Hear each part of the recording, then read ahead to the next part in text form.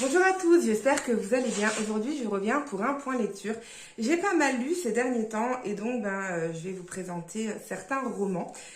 Je les ai tous aimés, de ceux que je vous ai présentés, d'autres plus que d'autres. Je me répète, mais bon. Alors tout d'abord, j'ai commencé avec Elle et son chat de Makoto Shinue et de Naruki Nagakawa aux éditions Charleston Poche pour la sélection des prix des lectrices. Vous l'aurez compris, c'est un roman japonais et j'ai beaucoup aimé cette lecture. J'ai trouvé que c'était très cocooning, très doux, un moment hors du temps en fait. Vraiment, quand je l'ai lu, j'étais dans ma bulle. Et clairement, on peut dire que là où j'étais quand je l'ai lu, le bruit, c'est pas ce qui manquait. Voilà, j'étais dans un train avec quand même beaucoup de monde autour. Et pourtant, j'étais plongée dans ce roman et j'ai beaucoup aimé. Donc, il y a plusieurs parties dans ce roman. Il y en a 4 en tout, donc en fait on va faire la connaissance de 4 chats et de leur maître, mais à chaque fois il va y avoir un lien qui va les unir pour la fin soit complète en fait. Et j'ai beaucoup aimé comment c'était narré, comment c'était fait. Donc d'abord on fait la connaissance d'un chat de gouttière, je ne sais plus son prénom, c'est un chaton en fait qui a été abandonné et elle va faire la connaissance d'une humaine qui va être elle. Et de fil en aiguille, il va rencontrer d'autres chats. On va découvrir comment se passent les territoires avec les chats. C'était assez intéressant, je trouve, qu'il y ait ce petit côté animal, mais animal attractif. Et je trouve pas le mot que je veux vous dire, mais voilà, intéressant, instructif. Voilà. Et c'était vraiment, voilà, j'ai aimé parce que j'ai jamais eu de chat. J'adore les chats, mais j'ai jamais eu de chat. Moi, j'ai eu que des chiens, des bébés. Ils m'écoutent pas, ils s'en foutent. Et mais j'aimerais beaucoup avoir un chat, mais mon chien, en fait, il suffit de lui dire le mot chat et c'est une catastrophe. Donc, je sais que ça ne sera pas à bon ménage, mais qui sait, un jour, j'aurai certainement un chat. Et donc, j'ai trouvé que c'était intéressant de suivre ça. Et puis, il y a aussi les humains, comme ils les appellent, parce qu'il faut savoir que c'est toujours le chat qui est le narrateur et donc qui nous raconte la vie de ces humains. Donc chaque chat nous raconte la vie de son humain, de son propriétaire. Et on suit aussi la vie de ces humains qui n'ont pas forcément une vie très très belle à Tokyo où tout est cher, où tout est particulier, c'est pas forcément toujours rose. Et donc voilà, j'ai beaucoup aimé cette petite liaison et en fait que chaque chapitre en fait fasse partie d'un personnage et d'un chat, mais qu'on a toujours des nouvelles du personnage précédent ou des personnages précédents. Et j'ai trouvé que c'était très bien fait. Et voilà, moi en tout cas j'ai beaucoup aimé ce roman. Ensuite, j'ai lu Les Possibles de Virginie Grimaldi. J'adore Virginie Grimaldi, vous le savez, et donc j'ai enfin pu le découvrir. Je l'ai eu pour mon anniversaire il y a 2 ans maintenant, enfin quand il est sorti quoi. Donc il est sorti en quelle année? Il est sorti en 2021, voilà, donc ça fera 2 ans, mais pas tout à fait 2 ans vu que mon anniversaire c'est en mai, donc ça va. Je l'ai lu avant les 2 ans dans la palle et j'ai tout aussi bien aimé. Donc là on fait la connaissance de Juliane qui est une femme qui n'aime pas les surprises. En fait tout est carré, listé, droit. Dans sa famille tout va bien, dans son métier aussi. Et par contre, elle a un père qui est complètement extravagant. Elle a arrêté d'avoir de ses nouvelles de lui pendant quelques années pour des choses qu'on apprendra dans le livre. Jusqu'au jour où en fait un incendie se déclare dans la maison de Jean, donc c'est comme ça qu'il se prénomme, et elle va être obligée de l'accueillir chez elle parce que sa sœur habite en Amérique. Et elle va se rendre compte qu'il est de plus en plus extravagant mais il a toujours été extravagant dans sa vie. Mais là, c'est plus de l'extravagance, ça en devient un peu de la démence. Et elle va se rendre compte qu'en fait, son père s'évapore en fait un petit peu dans la vieillesse. Et elle va vouloir rattraper le temps perdu. Et voilà, c'était très beau, c'était plein de poésie, d'amour, de fraîcheur, de rire. Des fois, j'ai éclaté de rire. Mais vraiment éclaté de rire, c'était pas juste sourire, hein. J'ai éclaté de rire à certains moments tellement les scènes étaient cocasses et drôles, mais bien faites, c'était pas du tout exagéré, c'était pas fait pour forcer le lecteur à rire, c'était vraiment une histoire de vie comme on peut en avoir, comme on peut rire avec des personnes. Et Et en fait, il y a un truc que j'ai envie de faire. Mon mari m'a dit que je suis complètement barge. Mais en fait, Jean, il a fait des petits papiers. Et en fait, il les met sur les voitures qui sont mal garées, où c'est écrit si tu fais l'amour comme tu te gares, ne t'étonne pas que tu sois cocu. Et j'ai adoré cette phrase. Je me suis dit, mais je vais m'en imprimer des milliers. Je vais les mettre partout, sur toutes les voitures mal garées. Voilà, c'est des petites phrases comme ça qui sont juste excellentes. Mais celle-là, elle m'a vraiment marquée. Et voilà, j'ai adoré. Et puis ensuite, on va voyager aussi. Je vais pas tout vous raconter, bien évidemment. Mais on va se rendre compte que voilà, tout est possible encore. Que faut pas s'arrêter de vivre quand il y a un petit grain de sable dans le roulement. Et voilà, moi j'ai adoré ce roman que je vous conseille grandement. Ensuite, j'ai lu Motus et cœur cousu de Léa Solène aux éditions L'Archipel dans leur collection Instant suspendu. Encore une fois, j'ai passé un très bon moment de lecture et je me suis aussi marrée dans ce roman. J'ai vraiment aussi rigolé. Je m'en souviens que j'étais juste posée sur le canapé là à éclater de rire et mon fils et mon mari qui me regardaient.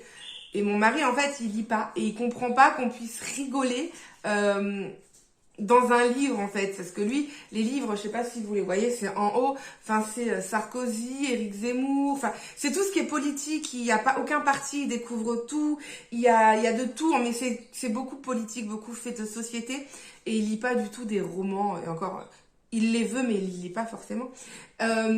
Et donc, il comprend pas que je rigolais, mais là, vraiment, je me suis tapé des barres aussi. Donc là, c'est l'histoire de Marjorie, qui après le décès de ses parents, devient l'unique héritière d'une maison familiale.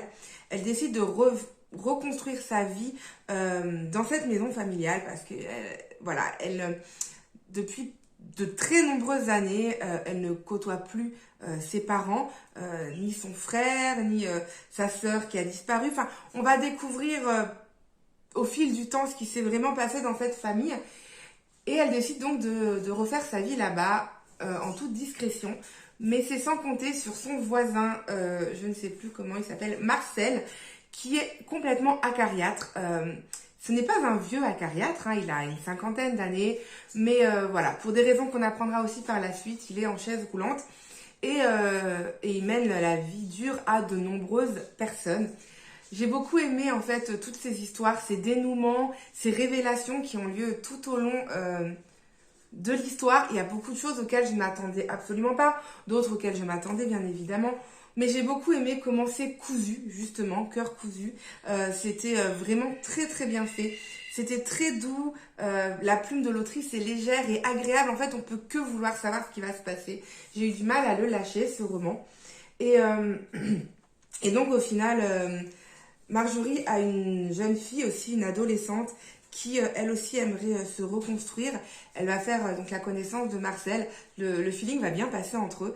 Et voilà, il va se passer plein de choses dans ce roman. C'est une histoire de vie, mais clairement pas que. C'est une histoire de, comme dit le titre, de personnes qui ont vécu des choses très dures et qui essayent de se reconstruire comme elles le peuvent ou comme elle n'y arrive pas également.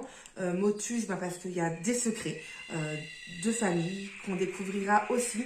Donc voilà, c'est addictif, c'est frais, c'est léger, c'est agréable. Moi, c'est vraiment un roman que j'ai beaucoup, beaucoup aimé et que je vous conseille également. Ensuite, j'ai lu Les princes charmants ne savent pas voler de Élodie Godard aux éditions L'Archipel. C'est un petit roman de 170 pages. C'est une histoire d'amour très forte, très belle. C'est un témoignage, c'est vraiment en fait une sorte de livre, pas autobiographique, mais comme un journal intime. Et donc on va suivre Élodie qui écrit en fait ce texte, qui elle croit au grand amour et un jour elle va faire la rencontre de Casper qui vit en Thaïlande malgré la langue parce que il parle pas la même langue. Elle parle pas anglais je crois et lui parle anglais. La distance, il s'aime à la folie. Il va décider de venir vivre en France. Et malheureusement, un jour, il va mourir brutalement sous ses yeux. C'est vrai que cette mort est clairement atroce. Je me l'imagine, j'ai des frissons, rien que de me l'imaginer. Je ne vais pas vous spoiler cette mort, parce que moi, ça a été vraiment un choc. Et je pense que en découvrant comment cet homme est mort, on peut que comprendre en fait ses blessures et son choc. Et de là, en fait, elle va devenir... en fait, ils disent qu'elle va devenir mutique, mais pas dans le sens où elle va arrêter de parler. C'est juste dans le sens où elle va être incapable d'exprimer sa douleur. Et en fait, elle va complètement disjoncter. Elle va vouloir... elle va refuser toutes les aides. Elle va vouloir montrer qu'elle est forte alors qu'elle ne l'est pas. Elle va rejeter la faute sur tout le monde. Et c'est vrai que malgré le fait que je comprends sa douleur, certaines réactions des fois me donnaient envie de la baffer en lui disant mais arrête d'envoyer chier tout le monde comme ça, c'est pas possible. Tu vois bien que les gens ils t'aiment. Et voilà. Et des fois je me posais en me disant non mais en fait là je suis que la personne qui peut se permettre de juger parce que j'ai que sa version, mais malgré sa version, eh ben, elle explique quand même comment les gens réagissaient avec elle et comment elle réagissait avec eux. À aucun moment, elle essaye d'arrondir les angles et de montrer qu'elle est gentille et tout ça. Non, elle montre tous ses défauts et c'est ça que j'ai beaucoup aimé, le fait que ben, elle est cash. Des fois, on passe du rire aux larmes et encore du rire. C'est pas vraiment du rire, mais voilà, dans sa façon d'être, en fait. Et on voit qu'elle n'est pas du tout reconstruite. Et à un moment, on se dit, mais comment elle va faire pour se reconstruire? C'est pas possible. Jusqu'au déclic. Et voilà, c'était vraiment très, très bouleversant, très fort en émotion. Après, j'ai pas réussi forcément à ressentir toute l'émotion de l'autrice. Pourtant, je sais que c'est une histoire vraie, mais du fait que ça soit comme un journal intime, ben, il n'y a pas forcément de narration complète. Des fois, on va passer le mois suivant, on ne sait pas ce qui s'est passé pendant un mois. Elle va nous le raconter, mais voilà, c'est des fois, les mots sont assez bruts, l'histoire est assez brutale. Voilà, il va quand même se passer, je ne sais plus combien d'années, en un tout petit bouquin. Donc, vous comprenez bien que tout n'est pas développé. Et c'est peut-être pour ça que j'ai pas réussi à m'attacher à l'autrice. Et malgré le fait que j'ai compris sa peine, j'ai pas réussi à la ressentir complètement.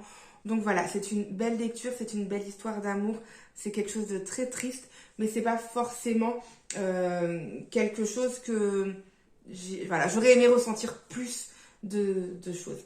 Par contre, je trouve qu'on n'en parle vraiment pas beaucoup sur les réseaux. Et voilà, j'espère en tout cas vous avoir quand même donné envie de le lire. Moi, je vous ai donné mon ressenti, mais ça n'empêche pas que j'ai quand même trouvé cette histoire forte.